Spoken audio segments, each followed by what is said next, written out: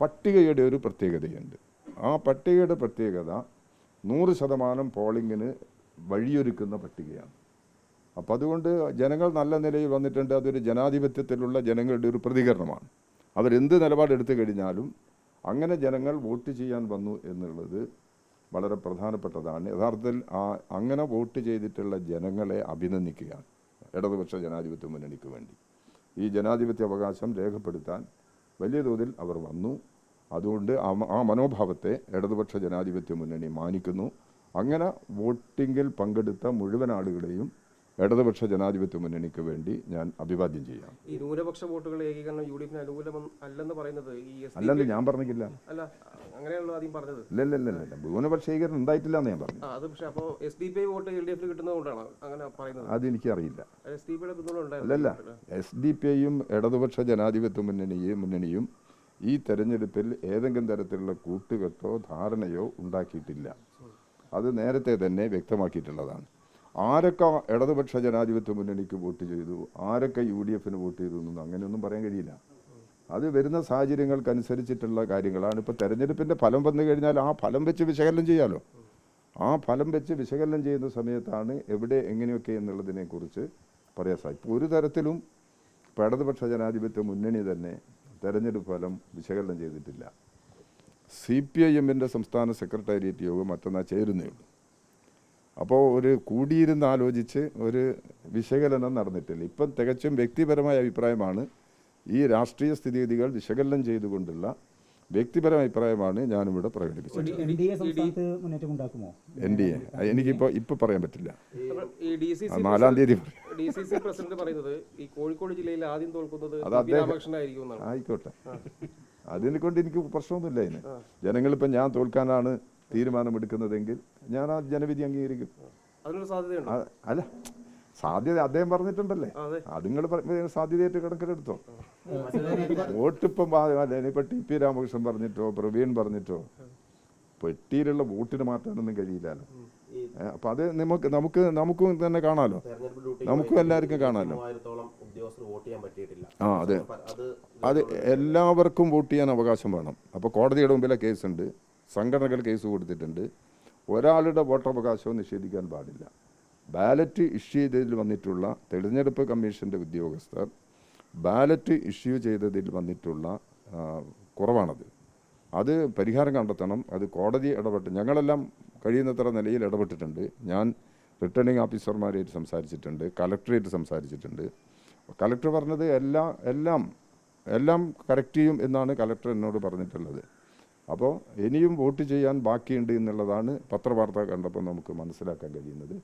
അങ്ങനെ വോട്ട് ചെയ്യാൻ കഴിയാത്ത മുഴുവൻ ആളുകൾക്കും വോട്ട് ചെയ്യുന്നതിന് വേണ്ടിയുള്ള അവസരം കൊടുക്കണം. അത് ജനാധിപത്യ വ്യവസ്ഥയിൽ വളരെ പ്രധാനപ്പെട്ടതാണ്. അത് ഇലക്ഷൻ കമ്മീഷൻ ആവശ്യമായ നിലപാട് ഈ കാര്യത്തിൽ സ്വീകരിക്കണം എന്നുള്ളതാണ് ഇടതുപക്ഷ ജനാധിപത്യ മുന്നണിയുടെ അഭിപ്രായം.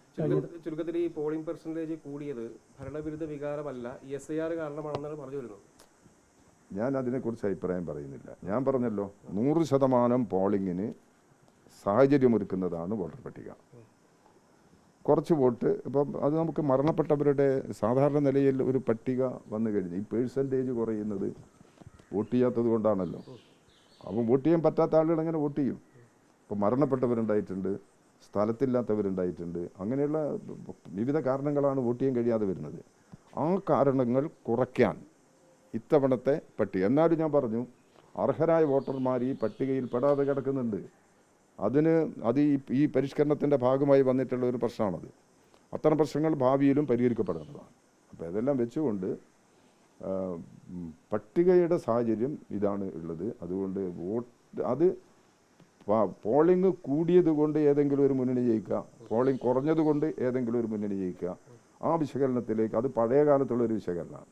ആ വിശകലനത്തിൻ്റെ ഇപ്പോൾ അടിസ്ഥാനം അത് കിട്ടിയെന്ന് അറിഞ്ഞൂടാ. എനിക്ക് കാൻഡിഡേറ്റ് അങ്ങനെ ഒരു കണക്കെടുത്തിട്ടില്ല. കാൻഡിഡേറ്റ് അങ്ങനെ ഒരു കണക്കെടുത്തിട്ടില്ല എന്നാണ് ഞാൻ പറഞ്ഞത്.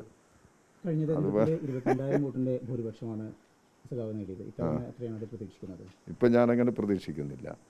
ഞാൻ ജയിക്കും ഞാൻ. അപ്പം അതുകൊണ്ട് പിന്നെ എത്ര വോട്ടിന് ജയിക്കുമെന്നുള്ളത് എനിക്കിപ്പോൾ പറയാൻ പറ്റില്ല. അത് 4-ാം തീയതി പറയാം നമുക്ക്. എല്ലാം പെട്ടിയിലാണല്ലോ, എല്ലാം പെട്ടി. ഒരു വിവാദം എന്നെ ബാധിക്കില്ല. കാരണം എൻ്റെ മനസ്സ് ശുദ്ധമാണ്, എൻ്റെ എല്ലാം പരിശുദ്ധമാണ്. ഞാൻ ഒരു തരത്തിലുള്ള തെറ്റും ചെയ്തിട്ടില്ല എന്നാണ് എൻ്റെ ബോധ്യം. തെറ്റ് ഞാൻ വളരെ മോശമാണെന്ന് പറഞ്ഞിട്ട് സോഷ്യൽ മീഡിയയിലൊക്കെ പല പോസ്റ്റ് വന്നല്ലോ. എന്നെ വർഗീയവാദിയായിട്ട് ചിത്രീകരിച്ചില്ലേ? അതൊക്കെ ഈ നാട്ടിൽ എന്നെ അറിയാവുന്ന കോൺഗ്രസ്സുകാർ അംഗീകരിക്കും, എന്നെ അറിയാവുന്ന മുസ്ലിം ലീഗുകാർ അംഗീകരിക്കും. ഒരാൾക്കും BJPക്കാർ അംഗീകരിക്കാറില്ല, ഒരാളും എന്നെ അംഗീകരിക്കില്ല. ഞാൻ അരനൂറ്റാണ്ടിലധികമായി രാഷ്ട്രീയ പ്രവർത്തനം നടത്തുന്നതാണ് ഇവിടെ. അപ്പോൾ എന്നെ വർഗീയവാദിയായിട്ട് ചിത്രീകരിച്ച് കഴിഞ്ഞാൽ അത് ചിലർ അങ്ങനെയുള്ള അഭിപ്രായങ്ങൾ, ചില ഒറ്റപ്പെട്ട അഭിപ്രായങ്ങളായിട്ട് കണക്കാക്കിയാൽ മതി. അത് എന്നെ ബാധിക്കാൻ പോകുന്നില്ല. ഞാനതിനെ മൈൻഡ് ചെയ്യുന്നില്ല, ഞാനത് പരിഗണിക്കുന്നേ ഇല്ല. അതിനൊന്നും ഞാൻ മറുപടി പറയാൻ പോകുന്നില്ല. നിങ്ങൾ ചോദിച്ചുകൊണ്ട് മാത്രം പറയുന്നതാണ്. അതാണ് ഞാൻ 100 സീറ്റ് തരംഗമെന്നൊക്കെ വലിയ ആത്മവിശ്വാസത്തിലാണ് പറയുന്നത്. അദ്ദേഹം നേരത്തെ ആത്മവിശ്വാസത്തോടുകൂടി അദ്ദേഹം നേരത്തെ തന്നെ പറഞ്ഞതല്ലേ, അദ്ദേഹം 100 സീറ്റ് കിട്ടിയിട്ടില്ലെങ്കിൽ വനവാസത്തിന് പോകുന്നൊക്കെ അദ്ദേഹം പറഞ്ഞിട്ടുണ്ടല്ലേ. അതെല്ലാം നിങ്ങളുടെ മുമ്പിലില്ലേ? അതെല്ലാം നമുക്ക് തെരഞ്ഞെടുപ്പ് ഫലം വന്നതിന് ശേഷം നമുക്ക് വിശകലനം ചെയ്യാം, നമുക്ക് ചർച്ച ചെയ്യാം. എനിക്കറിയില്ല. അത് അദ്ദേഹം ആളിത് മാറിയിട്ടുണ്ട്. അത് നിങ്ങൾ ശ്രദ്ധപ്പെട്ടില്ലേ? അദ്ദേഹം അങ്ങനെ പറഞ്ഞിട്ടില്ല എന്ന് പറഞ്ഞിട്ട് മീഡിയാസിൻ്റെ മുമ്പിൽ അയാൾ പറഞ്ഞില്ലേ, ഞാൻ അങ്ങനെ പറഞ്ഞിട്ടില്ല എന്ന് ഞാൻ കേട്ടിട്ടുണ്ടേ. അതെനിക്കറിയില്ല. അതുകൊണ്ട് അദ്ദേഹം ഇങ്ങനെ മാറി പറഞ്ഞുകൊണ്ടിരിക്കുക. അതിൻ്റെ അടിസ്ഥാനത്തിൽ രാഷ്ട്രീയ നിലപാടെടുക്കാൻ പറ്റില്ല. അത് അവരല്ലേ, അവർ സ്വാധീനിക്കുക. സ്ത്രീകൾ അതുകൊണ്ടാണ് ഒഴുകി വന്നത്, ഒരിക്കലില്ല. അതുകൊണ്ടാണ് സ്ത്രീകൾ ഒഴുകി വരുന്നതെങ്കിൽ ചിലപ്പോൾ UDFിലെ സ്ത്രീകൾ അതുകൊണ്ട് ഒഴുകും വിചാരിക്കുക. LDFിലും സ്ത്രീകൾ വളരെ സജീവമാണല്ലോ. അത് ഇയാളെ ഗ്യാരണ്ടീൻ്റെ പുറത്ത് വന്നതല്ലല്ലോ. ഒരു പൊതു സമീപനത്തിൻ്റെ ഭാഗമായി ഗവൺമെൻറ് ഒരു ജെൻഡർ പക്ഷത്ത് നിൽക്കുന്ന ഒരു നിലപാട് കഴിഞ്ഞ വർഷങ്ങളിലെല്ലാം കേരള ഗവൺമെൻറ് എടുത്തിട്ടുണ്ട്. സ്ത്രീകൾക്ക് ധാരാളം സൗകര്യങ്ങൾ ഉണ്ടാക്കിയിട്ടുണ്ട്. വനിതാ വികസന കോർപ്പറേഷൻ, പിന്നോക്ക വികസന കോർപ്പറേഷൻ, ഈ സ്ഥാപനങ്ങൾ വഴി സ്വയം തൊഴിൽ സംരംഭങ്ങൾക്ക് വേണ്ടി ഒരുപാട് സഹായം ചെയ്തിട്ടുണ്ട്. ഈ അനുഭവമൊക്കെ ഉണ്ടല്ലേ സ്ത്രീകൾക്ക്, അവരുടെ മുമ്പിലില്ലേ? പിന്നെ സ്ത്രീകളെ ഏത് ഭാഗത്താണ് അവഗണിക്കുന്നത്? സ്ത്രീകളെ നല്ല നിലയിൽ ചേർത്ത് നിർത്തി ചുമതലകൾ നൽകി അവരെ മുന്നോട്ട് കൊണ്ടുപോകാൻ ശ്രമിച്ചിട്ടുണ്ട്.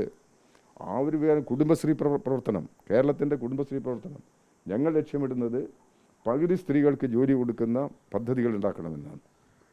അത് തുടങ്ങിയിട്ടുണ്ട് കേരളത്തിൽ. അപ്പോൾ സ്ത്രീപക്ഷ നിലപാടെടുത്ത ഗവൺമെൻറ്റിൻ്റെ സമീപനത്തോട് വലിയ തോതിലുള്ള ആഭിമുഖ്യം സ്ത്രീകളിൽ ഉണ്ടായിട്ടുണ്ട്. മറ്റ് ചില ഘടകങ്ങളുണ്ടാവും, ഇല്ലാന്നൊന്നും ഞാൻ പറയുന്നില്ല. സ്ത്രീകൾ ഒന്നിച്ചുകൊണ്ട് ഇപ്പം എല്ലാ സ്ത്രീകളെയും ഒരുപോലെ കാണുന്നുണ്ടോ എല്ലാവരും?